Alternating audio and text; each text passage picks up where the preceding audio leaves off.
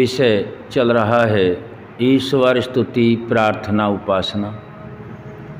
इस विषय में हमने आर्योद्देश्य रत्नमाला जो महर्षि दयानंद सरस्वती जी ने मानव मात्र के कल्याण के लिए ग्रंथ दिया है, उसमें कर्म के बारे में समझने और समझाने का प्रयास किया जाता है। कर्म और कर्म के भेद हमने कर्म के बारे में पहले जान लिया है और क्रियामाण कर्म को जाना है जो वर्तमान में किया जाता है। फिर अगला शब्द आता है संचित कर्म।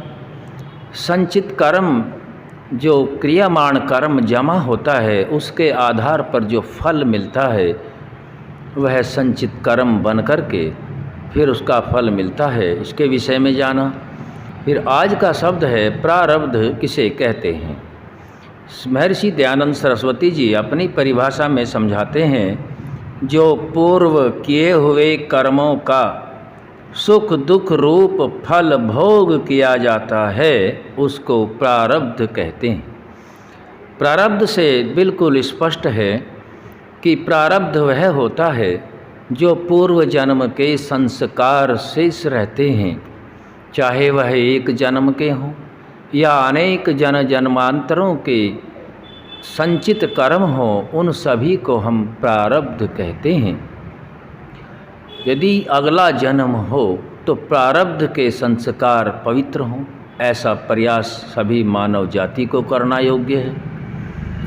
इसीलिए प्रारब्ध आज का जो क्रियामाण और संचित कर्म है, यह अगले जीवन का जो जीवन मनुष्य का मिला उसमें यह प्रारब्ध संस्कार बनता है।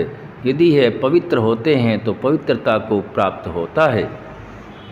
तो आज हमने प्रारब्ध क्रियामाण कर्म जो वर्तमान में, संचित कर्म जिनका उसी समय या उसी आयु में फल मिलता है संचित कर्म बन करके, संचित कर्म के बाद तीसरा है प्रारब्ध जो शेष कर्म रहे उनका फल नहीं मिला, वह अगले जन्म के लिए प्रारब्ध के संस्कार बन जाते हैं। इसको प्रारब्ध कहा जाता है।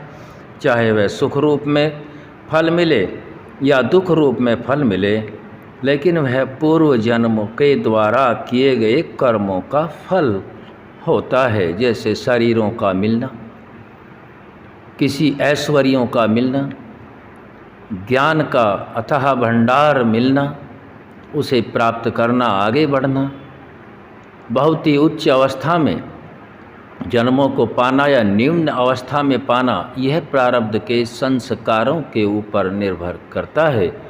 क्योंकि परम पिता परमात्मा का जो न्याय है बिल्कुल निष्पक्ष होता है।